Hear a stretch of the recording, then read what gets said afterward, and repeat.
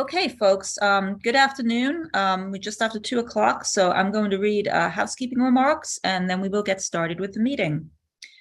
Good afternoon, and thank you for participating in our remote meeting for the regional public hearing for the 2022 Air Quality Management Plan. We will do our best to facilitate a smooth meeting with public participation. We have two formats for participation, the Zoom web application, as well as teleconference. Before we begin, I want to review some guidelines and general instructions for the meeting. Please silence your other communication devices, such as your cell or desk phone. This will ensure that we are not hearing any feedback or causing interruption during the meeting. All participants on Zoom, except for South Coast AQMD staff, will be placed on mute by the host. You will not be able to mute or unmute your lines manually. After we've had all of our presentations, there will be an opportunity for public comments. Speakers may be limited to a total of 3 minutes or less for public comments. We may provide a shorter length of time depending on the number of requests to speak received to allow everybody to have the opportunity to be heard. A countdown timer will be displayed on the screen for each public comment. If interpretation is needed, more time will be allotted. For questions or issues related to public comment, please email publicadvisor@aqmd.gov or call 909-396-2377. For those on Zoom, if you would like to make a public comment on the Zoom screen, please click on the raise hand button. For those calling in by phone, you can dial *9 to signal you would like to comment. Your name or part of your phone number will be called when it is your time to comment, and we will unmute your line automatically. Please note you can hang up and/or leave the Zoom meeting at any time. Please adhere to the speaker time limit and treat others with courtesy, civility, and respect. Failure to do so can result in your mic being muted or you being dropped from the meeting. Lastly, please be aware that this meeting is being recorded. By participating in this meeting, hosted by South Coast AQMD, you agree to authorize recording of audio and visual content presented during the live event and consent to subsequent use of the recording in the public domain by South Coast AQMD. Okay, with that, I'm just going to see where we are in terms of our participants. So welcome and good afternoon, everybody, and thank you for participating in our meeting today. My name is Sarah Reese. I'm the Deputy Executive Officer for Planning at South Coast AQMD. Big part of my role is working with folks to lead the development of air quality management plans, including this air quality management plan for the 2015 Ozone standard. I'm going to do some introductions really quick and turn it over to my staff to introduce themselves, and then we can get underway. We have a packed schedule of some really good content today, speaking about the development of our draft 2022 AQMP, looking also at the piece that California Air Resources Board has in terms of their share of the state strategy. We'll also give an overview of our CEQA documents, as well as our socioeconomic analysis. And then at the end, again, we'll have opportunity for folks to provide comments to us. So I'm going to start pointing to folks with our staff to introduce themselves, and I'll start with Ian McMillan. Thanks, Sarah. Good afternoon, everybody. My name is Ian McMillan. I'm Assistant Deputy Executive Officer under Sarah. Thanks. Barbara? Hello, everyone. My name is Barbara Baird. I'm Chief Deputy Counsel in the Legal Division at South Coast AQMD. Sang-Mi. Good afternoon. I'm Sang-Mi Lee, Planning and Rules Manager working on AQMP. Thank you. Elaine.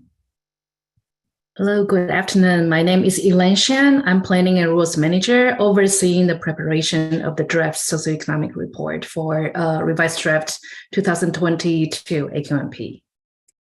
Kevin. Good afternoon. My name is Kevin. I'm the CEQA Air Quality Specialist. And then I'll turn over to my colleague, Carb Sylvia.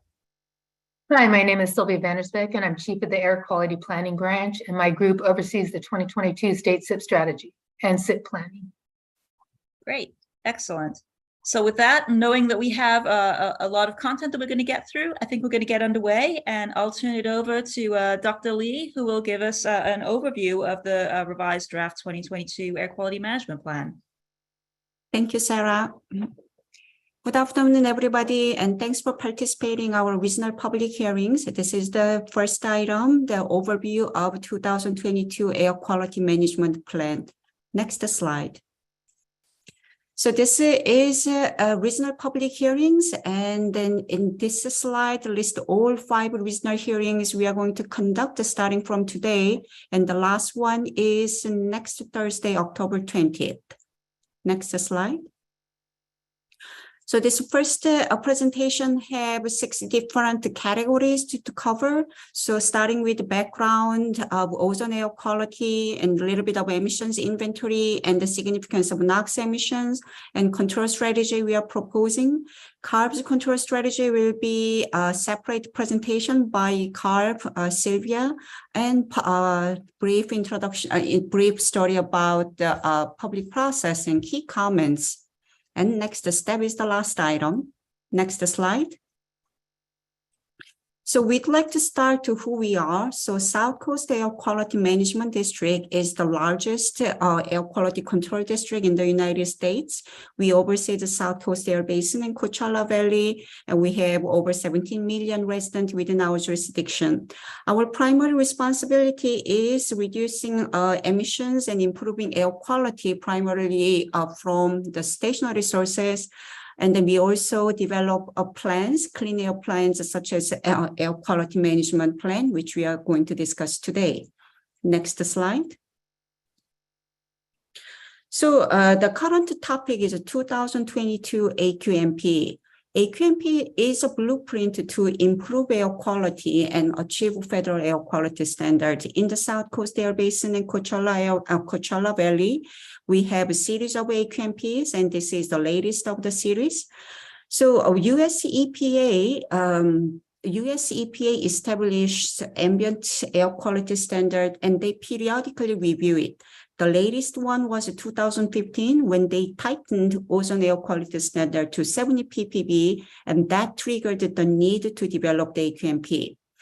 So this 2022 AQMP will address control strategy to meet the 2015 ozone standard by 2037, and all the supporting documents are available online for public review and comments. Next slide.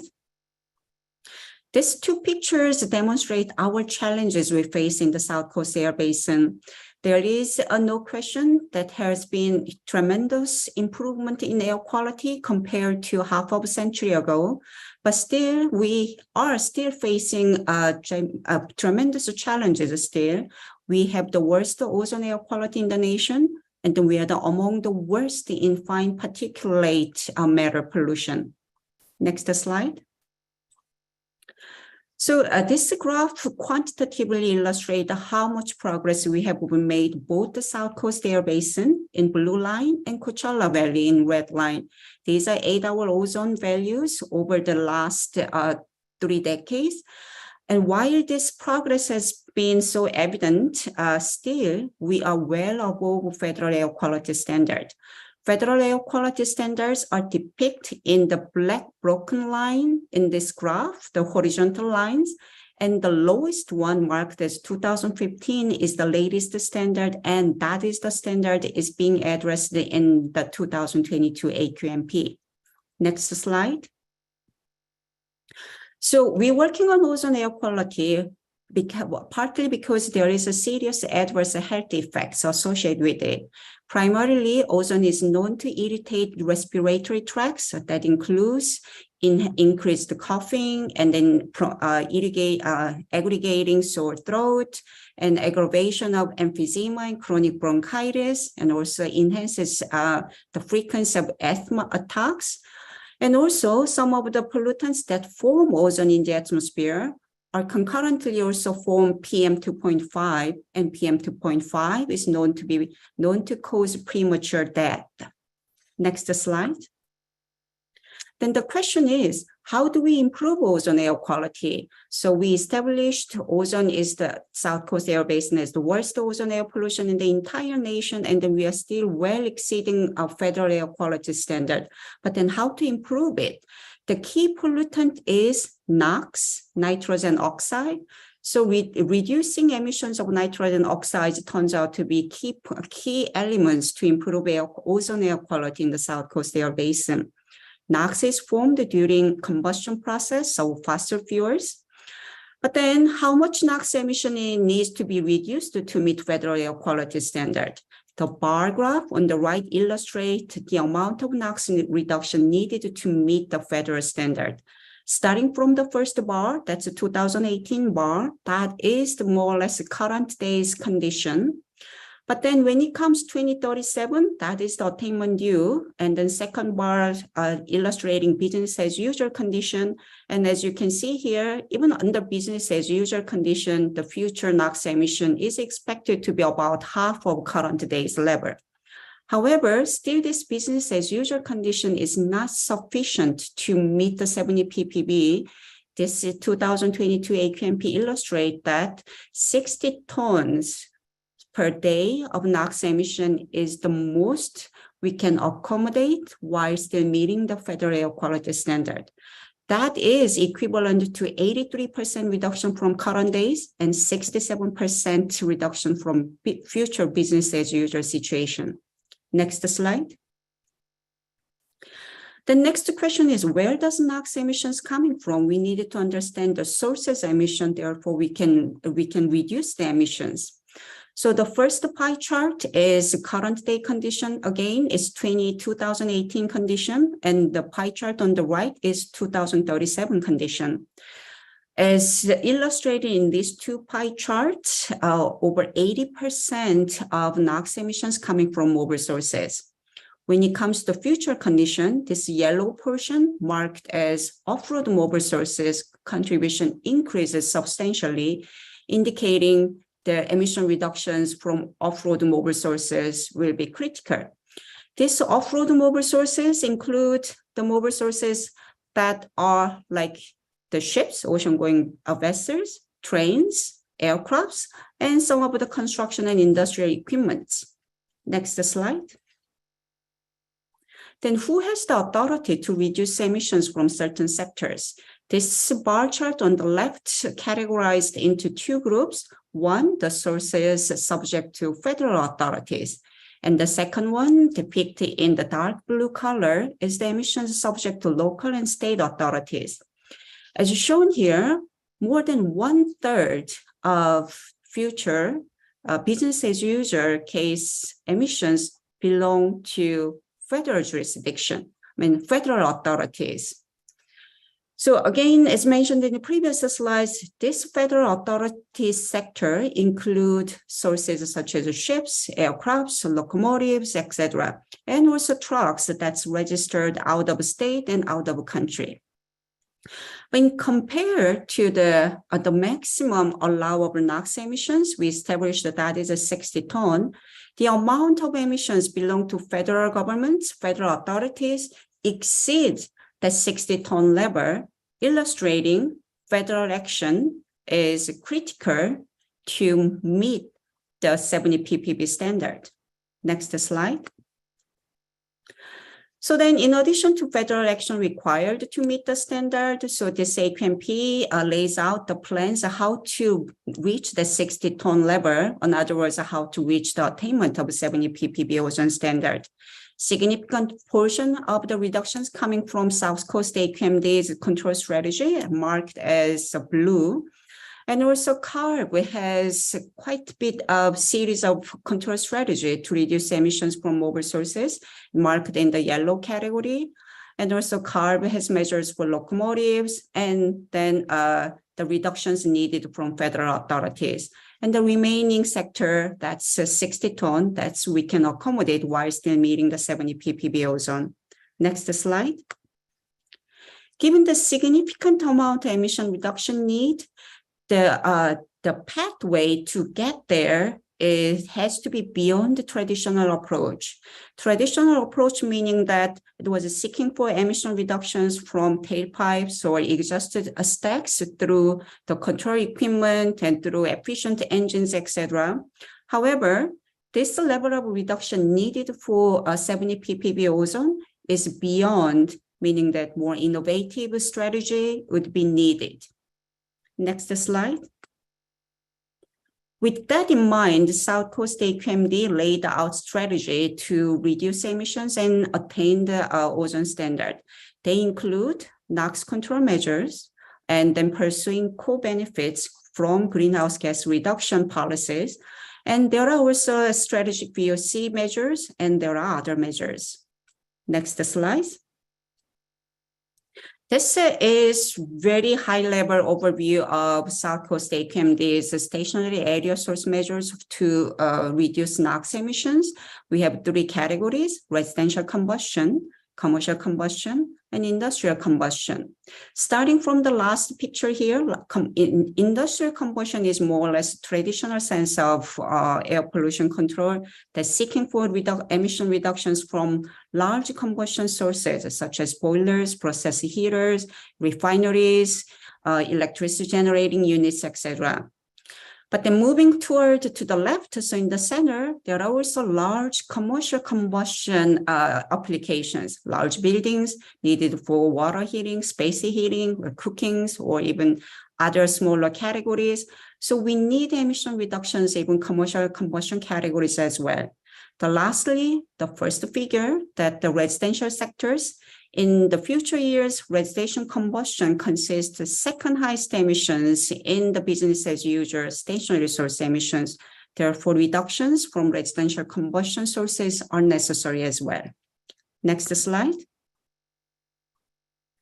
South Coast AQMD also laid out limited mobile source control strategies that include such as facility-based mobile sources, or in other words, indirect source rules. And then we also focus on the emission reductions from the emissions growth sectors by promoting, for example, clean construction policies. We're also seeking for emission reductions from incentive programs or partnership through the international and the national entities. Next slide. Public input and participation is critical component of developing an AQMP. And then this diagram illustrates the various venues that public participation was encouraged and solicited. And we also collaborate closely with other agencies, including state agencies and national federal agencies as well. Next slide. So then where we are at with AQMP development. So the first draft AQMP was released in early May. We had almost over 60 days, over 60 days of a period that was soliciting public comments on the draft AQMP. During that period, we received 80 comment letters. And then we incorporated these comments and then developed the so-called revised draft AQMP, which was released in early September. Currently, public comment period is open, and then we are receiving the written comment by October 18th. Also draft program environmental impact report has been released September 16th, and the public comment is solicited currently as well, and draft socioeconomic analysis. These last 2 elements will be presented in today's agenda through today's presentation as well, in a separate presentation. Next slide. So very brief, high-level summary of the comments received on draft AQMP. It can be categorized like about 7 categories. There were concerns and questions about general approach of the AQMP. And then there was questions and comments on the need for federal actions and how much emission reductions they need to do. And then there were some concerns on relying on black box measures as well. Next slide. Also, concerns were raised on the planning the zero emission technology in residential and commercial building categories, and also cost associated with ZE technologies in residential commercial measures, and also infrastructure to support the transition to zero emission technology. And also concerns were raised on the equity in deploying or implementing zero emission technologies. But all the comments from the public and then staff responses are available for public review. There is a separate chapter, a volume called Responses to Comments that is part of revised draft AQMP. So that the response and comments volumes are available on AQMP website. Next slide. Health effect analysis is included as Appendix 1 of the AQMP. Health effect analysis is required by California Health and Safety Code.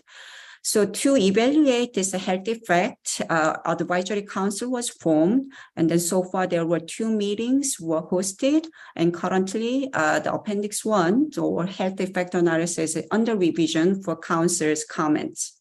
Next slide. To assist the development of AQMP, staff developed 5 different policy briefing papers as shown in this slide. And all these documents are available on AQMP website, of which address is given on this slide. Next slide. Supporting documents including policy briefs, responses to comments, and then even this meeting materials are all available in this website, of which website address is given here. Next slide. There are multiple ways that the public can submit the comments and opinions, one through the internet submission form, either or email, or even the traditional telephone would work. So we are soliciting public comments, and then the due date is October 18th. Next slide. So this one, so as mentioned, currently public comment period is open, and then we plan to revise the AQMP to reflect the public comments and make the final or draft final AQMP sometime in late November. South Coast AQMD's governing board will consider adoption of the AQMP in December 2nd, followed by the CARB's public hearing early next year and subsequently submitted to EPA. Next slide. The best way to stay informed with the development of AQMP is signing up to e-newsletter. Details are given in this slide. So with this, I will conclude the first presentation. Thank you for your attention.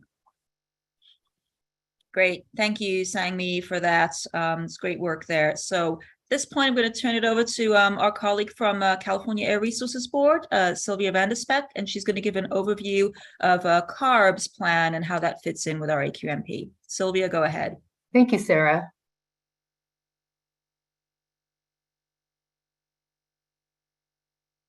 Okay, so good afternoon, everyone. And, as Sarah said, I'm going to provide you with the details regarding CARB's measure and emission reduction commitment included in the 22 AQMP. Next slide. So before we start on the South Coast, I just want to highlight here that the 70 ppb challenge that is across the state. In California for this standard, there was 19 non-attainment areas with attainment dates from 2020 to 2037. 10 of these areas needed SIPs. 7 of these areas needed emission reductions. And we have the only 3 areas in the country, South Coast, San Joaquin, and Coachella, that are extreme non-attainment area. And why this is a little bit different, the standard is so low that previously we did not have as many emission reduction commitments. So the level of commitment and the reductions needed to meet these standards just shows how challenging it is. Next slide. So last month, the CARB board approved the state measure commitments in the 2022 state SIP strategy. The strategy was developed through a robust public process and identifies the level of action needed to meet air quality standards and protect public health. The strategy is going to drive the pace and scale of CARB's rulemaking through the end of this decade. And specific to the South Coast, the strategy also identifies actions the federal government needs to take to reduce emissions under their control. Next slide. So the figure here that's in front of you identifies a list of measures that CARB will be pursuing this decade. Some have already been adopted by the board, such as the Clean Mile standards. Many are in the middle of their regulatory process. For example, there are 2 regulations targeting heavy-duty trucks, the Advanced Clean Fleets Regulation, which is actually going to have its first hearing at the CARB board later this month, and then the Zero Emission Truck Measure. New motorcycle standards are being developed, and CARB will also be pursuing a suite of off-road measures, including new off-road standards, zero emission equipment requirements, and regulations on sources that operate in the ports. CARB's in-use locomotive regulation is innovative and will provide significant emission reductions in the South Coast. Also similar, we've been working together closely with South Coast staff. CARB is also preparing zero emission standards for space and water heaters. And then we also have a consumer products regulation. In general, these strategies are all defined, or all, on the way to getting zero across the state. Next slide, please. Just click through the whole slide. And so what this slide is what we took to our board last month, and part of the process to get an approvable SIP. When you have commitments, you need to submit a schedule to EPA. And so what this slide is the schedule that we have committed to US EPA. The stars show when CARB board is required to adopt these measures or consider these measures. And then the implementation starts with the blue squares. So as you can see, we've got a very robust rulemaking calendar that's moving forward through the end of this year. Next slide, please. And as Sangmi mentioned, federal emission reductions are critical. The South Coast cannot meet this aggressive ozone standard without it. So we've identified in this SIP how our federal partners can actually develop measures that can provide for reductions. For example, while the EPA is currently in the process of developing a low NOx standard that both CARB and the South Coast petitioned for, we also think there's opportunity for a zero emission engine standard. For the off-road sector, we think it's appropriate for them to develop a tier 5 standard similar to what CARB is doing, along with requiring zero emission technology where feasible. And again, CARB continues to push EPA to adopt more stringent locomotive standards and address locomotive remanufacturing. For OGVs, we think there's opportunities for lower standards and cleaner fuels. And for aviation, we also see that there's opportunities for reductions from these sectors. While these measures will be considered as black box actions, they're a little bit different than in the past because these measures clearly identify the path and the opportunities EPA can take to provide emission reductions, not only for the state of California, but across the country. Next slide, please. So as Sangmi mentioned, the strategy really focuses on NOx reductions. CARB's commitment includes over 89 tons per day of NOx reductions and almost 14 tons per day of VOC reductions. Of that, 38 tons are from CARB measures, and all of the VOC reductions are from CARB measures. CARB is including VOC reductions in our strategy because they do provide near-term benefits for improving ozone in the South Coast. This is this is also in addition to the 167 tons per day from CARB's existing control program that was shown in one of Sangmi's slides. Again, federal sources need to be regulated for the South Coast to achieve the standard. And so the CARB strategy includes about 50 tons per day of NOx reductions that are assigned to federal sources, which EPA will be able to approve as black box measures, with a significant portion of these reductions coming from ocean-going vessels and aircraft. Next slide, please. So next, why don't we click through everything? Sorry about this. So what are the next steps that CARB is taking? So as I mentioned earlier, last month, CARB adopted the measure schedule and the list of measures.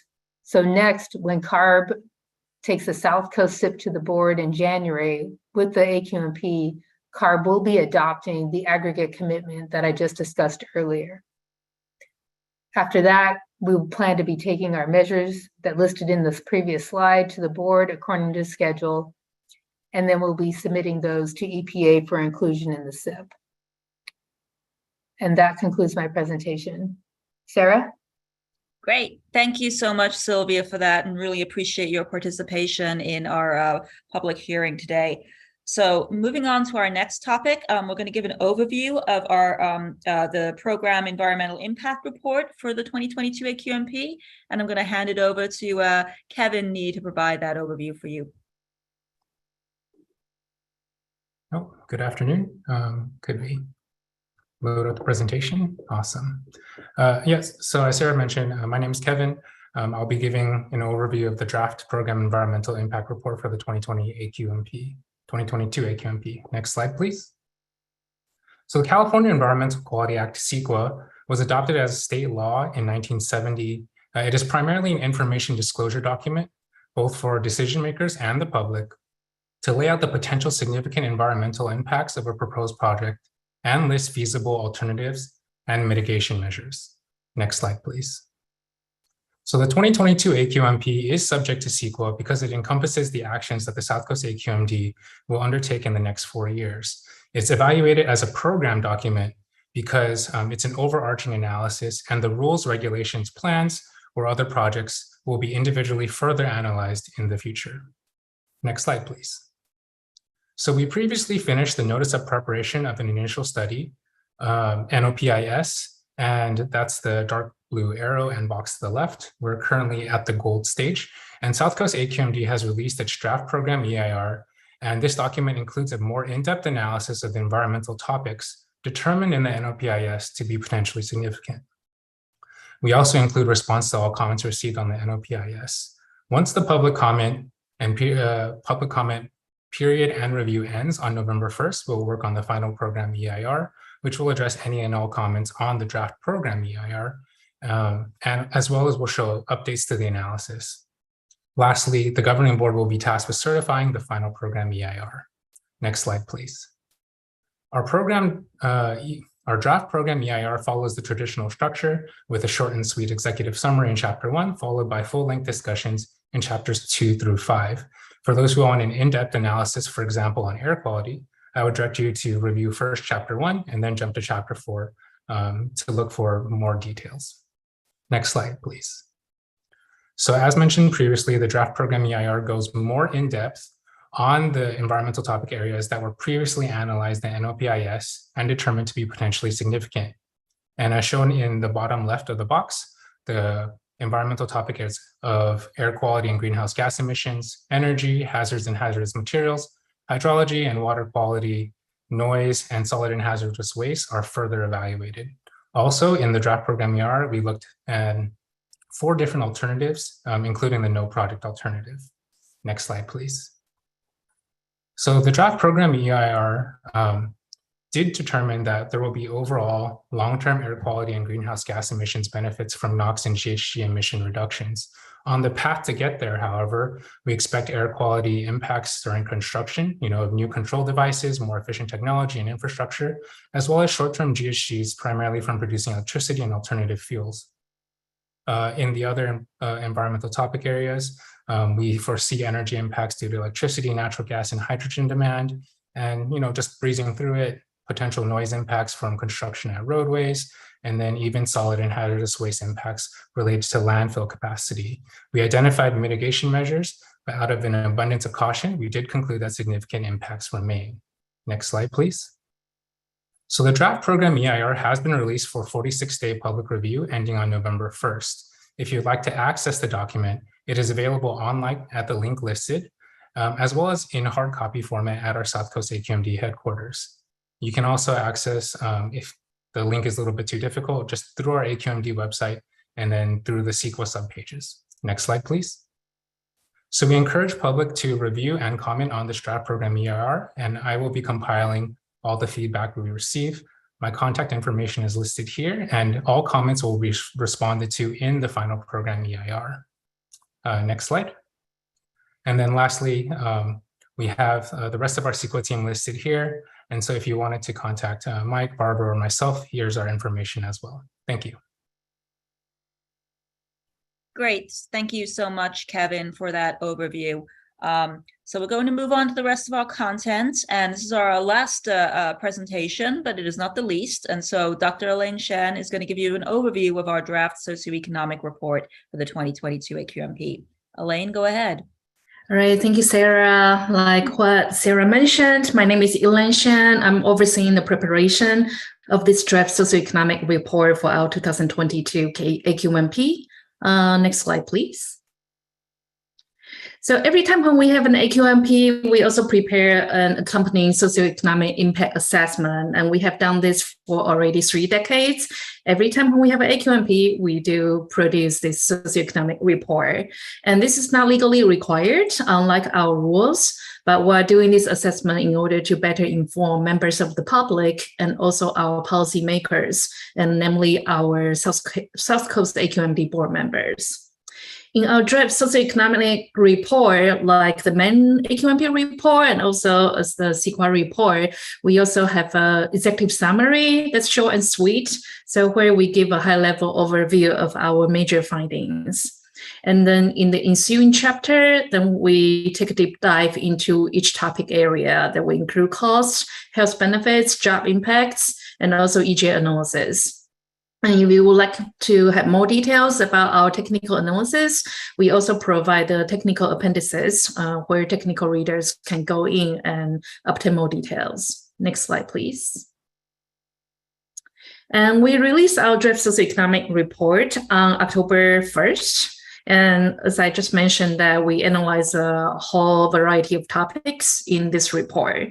And we are currently open for public comment period until November 2nd. And we would appreciate any questions or comments that you have and submit that to us through our website. So our report is available on this hyperlink that's on the slide here. And on the link there, you can also get the, another link that will lead you to how to submit your comments. And the small rectangle box on this slide, that's where you will see on our website, like where you can get the report, the appendix, and also to the comment submission form. Next slide, please. And we have had continuous stakeholder involvement via our public processes. And we have had 4 scientific, technical, and modeling peer review advisory group meetings discussing socioeconomic topics that took place anywhere between November 2021 last year and just this past October, that we had our 4th meeting. And we also have 3 scoping sessions in May that was part of our regional public workshops. And today, now this is the first regional public hearing that we have, and we have 4 more to go for the rest of this month. And last Friday on October 7th, we also did a presentation on the socioeconomic report to our South Coast AQMD governing board. Next slide, please. And so from this slide onwards, I will present the major findings and summary of our major findings on each different topic area. And so the total incremental cost of this plan, we estimated to be about 2.85 billion per year. And among this total amount, about close to 57% of the total are associated with mobile source control measures included in our 2022 AQMP. And for the rest, that's about 43% of the total cost. They are associated with stationary and also area source control measures. And in total, about 10% of this estimated cost are associated with our incentive-based measures. Next slide, please. And here we are providing a more detailed breakdown about how that cost looks like and also the associated NOx reductions. And so on these 2 pie charts, you can see on the left-hand side, among the annual incremental costs of 2.85 billion, you will see that about half of those are associated with the mobile source control measures that are included in the 2022 state implementation plan, or those control measures proposed by CARB for our regional attainment.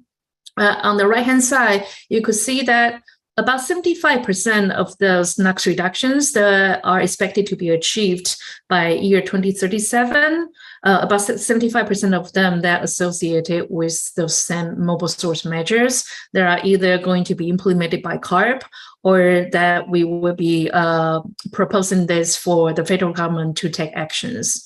And the reason why the area source and also stationary source control measures will cost relatively more but achieve relatively less emission reductions is mainly because a lot of these emission sources, they are already very tightly controlled.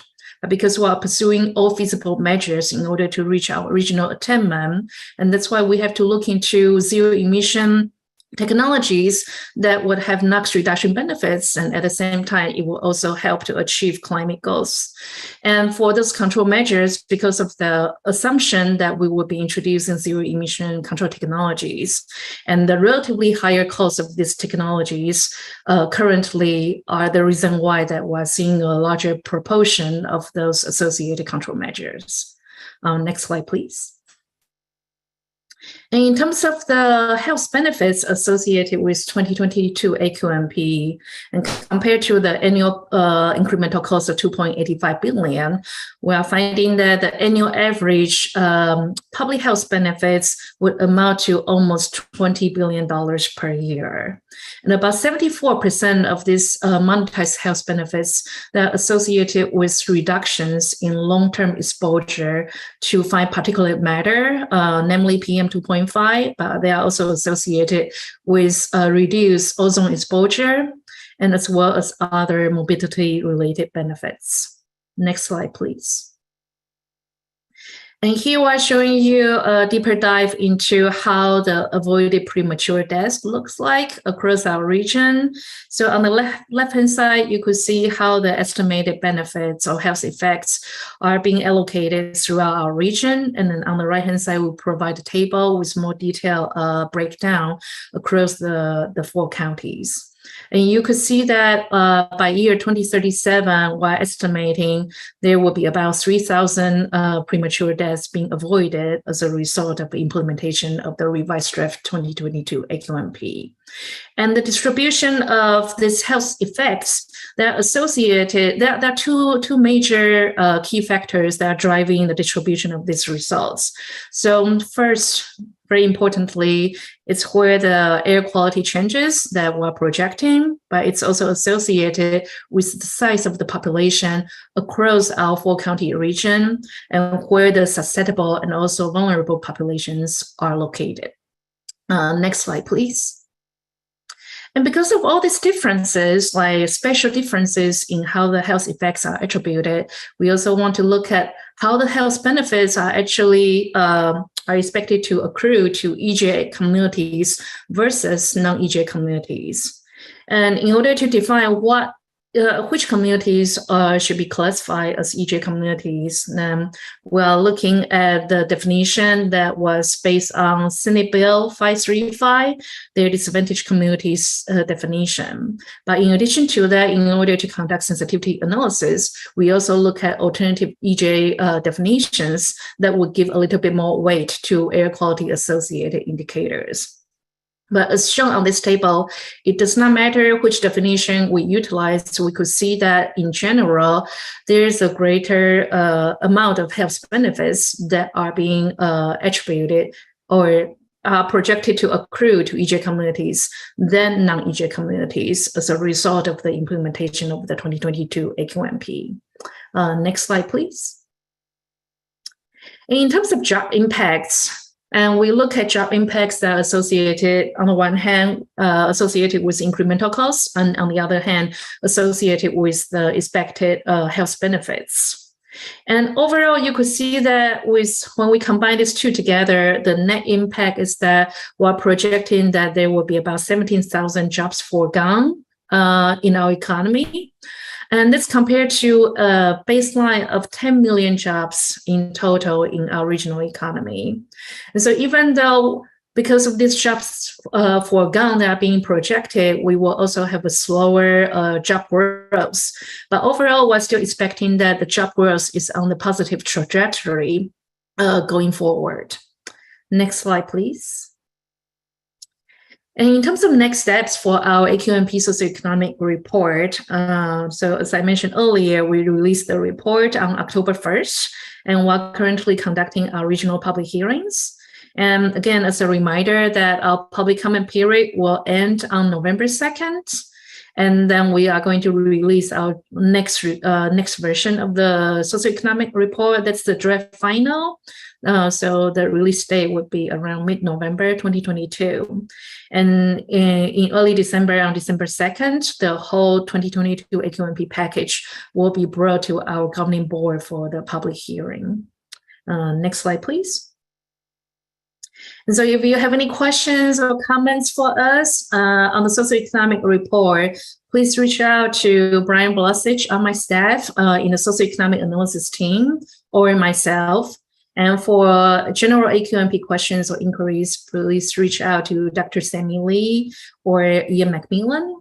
And if you would like to access our draft report or submit comments to us, and again, this is the link at the bottom of this slide that you can go there to access our reports and submit your public comments, or you can email us your questions and comments at the email that's provided here. That's socioecon@aqmd.gov. And that concludes my presentation. Thank you. Great. Thank you so much for that, Elaine. So we've run you through some pretty meaty topics, but at this point, we'd like to turn it over to where we can hear from you and hear your public comments. So please raise your hand if you have a public comment. If you're on the phone, dial *9 and we'll be able to get you there as well. So I'm just going to give a minute for hands are being raised and we'll get through those. So yeah, with that, I think we'll start with the first hand we have raised. Jan Victor, I think you should be able to go ahead and unmute yourself. Hello, can you hear me? Yes, please go ahead. Awesome. Thank you so much. My name is Jan Victor. My gender pronouns are they, them, and the Tagalog word siya. I am a member and organizer with ECR Communities for Environmental Justice, and I have lived in the Long Beach, Carson neighborhood for over 20 years. I'm speaking today both, not just as a staff, but as a resident that's lived next to various polluting facilities. And why I'm here is because I care about clean air in my community. One thing before I continue is I realized maybe halfway through all the presentations, is there a Spanish option? Because I actually reached out to community members for the 6 p.m. webinar to show up. And I'm glad I came to this one because I don't see, or I don't recall seeing anything to be able to access this meeting and the very rich and robust presentations in Spanish. That is one of the massive languages and communities that if they were in this webinar right now would be missing out and would not be able to engage. And everyone deserves clean air, regardless of what language we speak. The second piece is I want to invite and challenge both entities, both the AQMD as well as ARB, to really push for a clearer path to not just emission reductions, but we need to prevent emissions at the source. Because as somebody that grew up in the region and developed asthma, because I lived right next to the ICTF rail yard, the refineries and the port complexes, as well as many warehouses in West Long Beach, we have not been breathing cleaner air for many decades. We've never been in attainment. And so we need you all to take more risk in trying to get us the best clean air, because the priority of this entity, these agencies, are to protect the public health. But as I listen, whenever I see these presentations around socioeconomic costs, I've said this over and over again at every single public comment, there is no price that a polluting facility should pay that is worth the expense of my health, that is worth me damaging my health for their profit. And the second piece is we need to continue for a clear path towards zero emissions. It is clear that there are so many false solutions that have emissions, that we're offsetting one source of emission to the other. And all these agencies, AQMD, ARB, and through these plans, we need to make sure that we invest in zero emissions in electric and true zero emissions where the electricity isn't coming from a polluting fossil fuel site. And then finally, I've recently been learning as a result of the AQMP about the black box.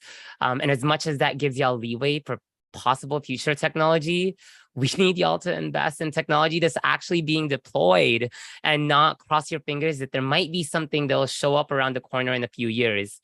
And so we need clear steps, and we need y'all to prioritize community health now and also make sure these meetings are accessible in all languages. Thank you. Thank you, Jan, for that. Appreciate your comments there. I just want to touch on the Spanish component. You're absolutely right. We need to have this content to be accessible to all. So we will have Spanish translated materials posted today, as well as we have for our regional public hearing for Coachella Valley. That meeting will be conducted in dual language. So that will have Spanish translation available for it. And that meeting will be on the 18th of October. I believe it's 6 p.m. So that should hopefully provide that access. Okay, I'm going to move on to the next public commenter, and I have Fernando Gaitan. Fernando, go ahead. Thank you so much, Dr. Reese. And as always, thank you so much for this presentation. Very thorough and always informative. I did notice, however, that this presentation to the public is much shorter than previous versions that I've heard, and there's a couple of things that had to be omitted, I assume, because of the duration of the meeting. But I'm wondering if there's going to be a chance to present to the public a more robust version of the entire AQMP. There are several things that just weren't mentioned, like the public health / cost effectiveness threshold specifically. I know that gets into the weeds a bit, but it is important for the public to understand what's going to happen there. And I wish that there would be a more thorough explanation of that. Now, regarding the black box, the plan continues to place nearly 43% of the legally required emissions reductions into the black box measures, and these offer no near-term reductions.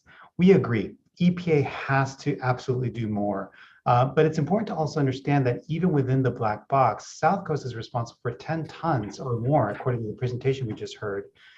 There clearly is more that the agency could be doing to close the emissions reduction gap, and relying on the black box yet again will only slow the process of closing that gap without more planning in place for what to do about those 10 tons that the South Coast is responsible for. While having a clear path for federal sources is vital, we urge the district to have a path for the emissions that the district is currently responsible for within that black box as well. One area where the district can do more is in large and commercial combustion sources. They are by far the largest source of emissions within the district's stationary and area source authority. And several reports show that there are numerous zero emission strategies available for large and commercial combustion sectors. We are in an unprecedented moment where federal and state government are really funding a lot of this transition to zero emissions as a priority. And according to the draft plan, this is an unprecedented level of funding that has not yet been considered when evaluating cost of implementation. It seems like an important part of planning, and so now is the time to act and really not lose this opportunity to do more for zero emissions. Now, regarding the cost effectiveness threshold, we certainly appreciate the pivot towards public health and the focus on public health. That's certainly going to illuminate just the importance that these measures have to protecting public health. However, we do remain concerned that any threshold is currently not legally required, and it sets prematurely quells the development of otherwise strong measures. And so we're hoping that if, to the extent that monetizing public health benefits could be used, it could help guide the development of future rules by prioritizing those options that are most protective of public health rather than using it as a threshold. Thank you. Appreciate your comments, Fernando. I think we did, in terms of the content, not meaning to kind of hide anything, but just wanting to make sure we touched on the high points, as there was a lot of content to get through for the public here. Again, we will be going through public hearing at our board, where there'll be a more detailed description of all of the different elements of the plan at that point. I'm going to move on to the next commenter. We have Mark Abramowitz. Hi, thank you very much. I appreciate the opportunity to comment on this. I'm Mark Abramowitz with Community Environmental Services, and I've been working on air quality here in the LA area for over 40 years. The 1982 AQMP was my first one, and it's one I successfully challenged. And I think staff did a really good job here, but there are a number of fatal flaws in the plan. And I'm going to try and spread them out over some of the different hearings, since you're allowing only a relatively brief period of time here, so I can have some more focus. I do want to agree with Fernando's comments, but I'd like to take maybe more of a deep dive into the cost effectiveness from a 30,000 foot level and from a land level. One is that I think it's really good that staff came up with some criteria and a way of looking at costs, and but staff purported to use the social cost of air pollution, yet they weighed the scale on one end and pulled off weight from the other. For the first time in many, many years, the district took the investments that it made in looking at impacts on the community that were not health-based and threw those out. And so you can't look at a social cost of air pollution by ignoring all those other costs. So I think that that's kind of inappropriate. Secondly, let me point out that that Congress actually did this cost effectiveness guideline kind of thing in 1967, 1970, 1977, and 1990.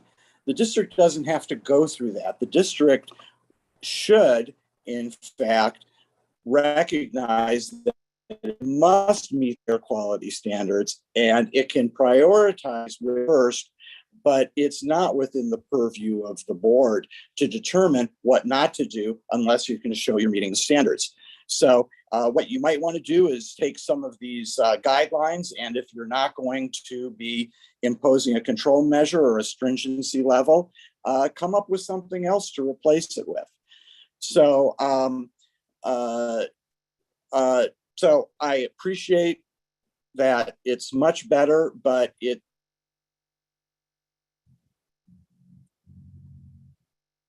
Did we lose Mark? It looks like we might. Oh, are you yet? Go ahead. Sorry, I had like 5 seconds left, and I go for your 5 seconds. I was just going to thank you very much. All right. Thanks very much for your comments, Mark. All right. The next comment we have up is Paola. Paola, go ahead. Hi, everyone. Good afternoon. Can you hear me okay? We can. Go ahead. Thank you. Good afternoon. My name is Paola, and I use she, her, ella in Spanish as my preferred gender pronouns. And I'm a community member here on Tongva Nation in a neighborhood we now call Willowbrook or unincorporated Compton. I live here with my parents, my siblings, my dogs, and my grandmother, and many neighbors. And I'm also a part of East Yard Communities for Environmental Justice. And within my role there, I support young people here in Compton and Willowbrook, and also in Long Beach. I wanted to share that I remember coming into this work and having a realization about what it is that your entity did, and realizing that really your actions and your role was to decide how much we could be polluted. Given the colonial structure of our society, you've been granted this charge to protect our sacred air. But I recognized early on that you failed to do this every day. And really in doing so, you became complicit in the harm that we face, the harm that all life faces. And by this, I mean all of our winged relatives, our crawling ones, the four-legged ones, and us as a human species. And in particular, those like myself with the amazing melanin in our color skin, who come from low-income, indigenous, Black communities of color. I call your 800 cut smog number every other day. It's saved in my phone and in the phone of the youth I work with. We're calling in the black smoke we see from the refineries as students head to school on the bus. We're calling in the rotten egg smell coming from local polluters and the petroleum rubber-like smell coming from world oil. And we're sick of it. It is very common for them to have inhalers, for their eyes to be bloodshot red when we're outdoors, for there to be the nonstop sneezing. And these are just the day-to-day health impacts that they face. And so I'm here to say you must do more. You need a stronger plan that reduces emissions and has tangible targets. And this meeting, as our beloved Jan mentioned, is inaccessible to community folks like my mom and my grandma who are monolingual Spanish speakers, and the youth who I work with who are currently in school. I understand you're going to have more meetings, but the one today is for LA County, and they live in LA County and should be able to participate as they do by calling your 1-800-CUT-SMOG number. We need stronger emission reductions, clear measures. The port and rail ISRs are examples of this. We need true zero emission that shifts away from anything that is combustion related or any false solutions that transfer harm to other neighborhoods. And we demand more in the plan for accountability from larger commercial and industrial combustion entities. Okay, thank you, Paula, for that. You're running the clock out. Just to remind folks that we will be having our meeting on the 18th will be dual Spanish-English. All of our meetings for this AQMP are virtual, so our hope is that allows for accessibility for those who are monolingual Spanish speakers. Okay, and moving on to the next commenter, we have John Heinz. Good afternoon, all. This is John Heinz with Latham & Watkins, speaking on behalf of the Regulatory Flexibility Group. Thank you so much for the opportunity to provide these comments today and for holding these meetings. I'd like to start by thanking district staff for the careful review and responses to our July comment letter and the reflection of the many of the principles that we put forward in the revised AQMP. We particularly appreciated the district's acknowledgement that subsequent rulemaking developments arising out of the AQMP will evaluate technological feasibility, cost effectiveness, and incremental cost effectiveness, and the reflection of the same in the applicable control measure language. We also recognize the balance that staff is trying to achieve with the AQMP, and we do appreciate the extensive work and outreach that has gone into this cycle. But notwithstanding, we do have a few significant concerns with the revised document. Most importantly, we're concerned with the district's potential fundamental shift in its approach to cost effectiveness thresholds and rulemaking. It's been about for the last 2 decades, the district has established the cost effectiveness threshold based on control measure costs. And in this most recent draft, the alternative health-based method to establish this new screening level would set up a situation where we'd be looking at 6.5 times the cost per ton as a screening threshold when compared to the 2016 AQMP. And we're afraid that this will actually severely undercut the effectiveness of health and safety code required rigor for technological feasibility, cost effectiveness, and incremental cost effectiveness in future rulemakings. So we would strongly encourage the district to retain the control measure-based cost effectiveness to provide that rigor. We also want to very briefly address control measure CMB 07. Again, health and safety code requires AQMP to include an assessment of cost effectiveness along with the availability of the proposed control measures and consider factors such as technological feasibility. We appreciate the district efforts here, but we believe that there's not yet been conducted an appropriately rigorous analysis of the cost effectiveness and the technological feasibility of CMB 07. And so we would encourage the district to remove that from this AQMP. Again, thank you for all the public outreach and the dialogue to date with all the stakeholders. We do look forward to continuing further discussions with the staff and the other stakeholders as we move forward to the governing board's consideration. So thank you very much. Great. Thank you, John, for that. All right. Our next commenter is Yasi.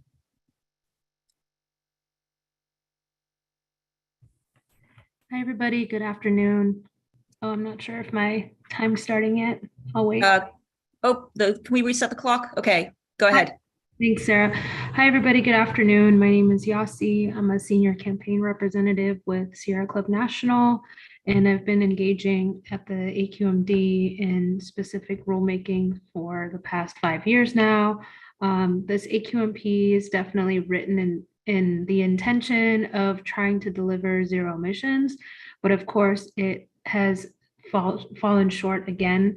And we're hoping that the staff actually attempts in eliminating an arbitrary cost effectiveness cap that would limit certain options based on an element like long-term health benefits to public health. I'm understanding that folks are thinking the threshold is too high, but in fact, our public health, our failure to attain clean air and the failure to attain NOx emissions, especially on the indirect sources side or mobile sources side, cannot wait. We need to do more to increase our actual industries and businesses to mandate the cleanest technology in their practices in the 5th largest global economy in the world, that is California. So I want to emphasize that I hope in the future hearings we can actually have more dialogue regarding cost effectiveness, just uplifting what Fernando said earlier, because it was disappointing not to seeing it happen today. And another piece I'd like to uplift as well is were the comments that were made by Jan regarding language accessibility. If we can send out another alert, perhaps in the listserv, that Spanish access will be happening in the October 18th meeting, that would be helpful. I know many of us were actually turning out for this evening's meeting as well. So if it's possible to get Spanish access in this evening's meeting, that would be appreciated. But if we could also alert folks when the Spanish interpretation and Spanish access will be happening so that stakeholders can have access to that information. We need true emissions reductions now. 2037 is too far along of a benchmark to really ensure we have emissions reductions, and we need measurable targets to help develop the strongest possible rules by setting clear markers of how emissions reductions can be expected. So we're hoping that the control measures and the revised AQMP can deliver some of the comments we've been making over the many months. So thank you so much for all your hard work, and we hope to create more access in this process together. Thank you, Yasi. And I think your comments on sending out a reminder or email notifying folks of when we'll have the dual language meeting is and when those materials will be available is very well noted. Appreciate that. All right, I'm going to call on the next commenter. We have Moses Huerta Paramount. Good afternoon, everyone. Can you hear me okay? Yes, we can. Go ahead. Thank you. Thank you for the opportunity. Good afternoon, everyone. My name is Moses Huerta. I'm currently a resident here in the city of Paramount, and I'm also a former public safety commissioner. And I am currently working on an EPA grant project and ground truthing in reference to hexavalent chromium, which is here in the community in the city of Paramount, which is still a concern. I just wanted to touch on in the AQMP, and I really appreciate the updates, and thank you, staff, for all your hard work. It truly is a monumental task, and I truly appreciate the time and the due diligence that's being placed. I just want to briefly comment that I'd like to see a little more stringent enforcements added to the AQMD. As we know, the plan does need a little stronger, more emission reductions, but also in the enforcement as well. In my project so far, as it started this year, just to give you perspective, a lot of time and effort and money was placed in an investigation from the AQMD here in the city of Paramount in reference, and it's currently the project that I'm working on now. So far, the data is trending in the wrong direction. So this continues to be a concern in our communities, and also as fellow commenters in my neighboring communities, that we still have a bit ways to go. And the AQMP plan is our opportunity to keep not only going forward in clean air and on all the aspects of clean air and the process, but also to really strengthen the push towards the emission reductions in all levels. To you personally, and growing up here and also having personal health issues, I'd like to have more stringent language added to the AQMD and strengthening the enforcement and also the rulemaking to continue pushing us forward in our shared goal of being a bio. Thank you for the opportunity, and staff again for the presentation, and look forward to continuing the conversation as we progress this plan forward. Thank you. Great. Thank you, Moses, for that. All right, I don't have any more hands raised, but certainly if folks have additional comments, please raise your hand, or if you're on the phone, dial *9. And I'll just give a minute or two to see if folks have changed their mind. Okay, we have one more hand raised. I think Laura Rosenberger, you go ahead. Hello, this is Laura Rosenberger Hyder. So I hope your standards are very strict because of all like the oil drilling that's going on in Los Angeles area these days. And that's probably why the air quality is so bad. And And the thing is, my daughter was there, and she was starting to get a little autistic and everything. And I think it was because of the air quality. I was back several years ago. I'm really concerned for her, and people live, everybody who love. There's a lot of VOCs that come out of the oil industry and methane and hydrogen fluoric gas and all those things. That's why I hope even the air toxics, I hope you stay very strict with all of that and enforce everything. I really missed the meeting. It was really bad timing, but I hope it gets a replay of it. All right.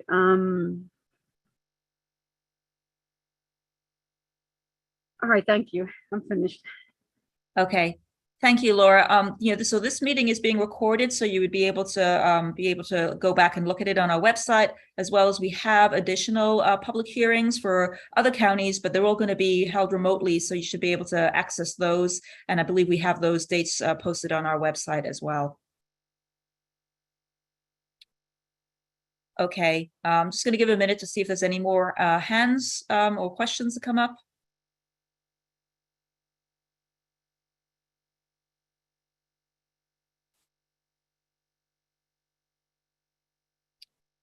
Okay, I'm not seeing any more hands up for comments. So with that, I think we'll conclude the meeting. Really appreciate your time this afternoon. I know your time is valuable, but this is a really important topic. We think to us and also to the health of the residents in the greater LA area, as well as Coachella Valley. So appreciate your attention, and also appreciate all of those who provided us comments. We do listen to the comments that we receive and take them under advisement. So, and know that there's effort to go into that. So with that, again, thank you for your time, and this concludes our meeting.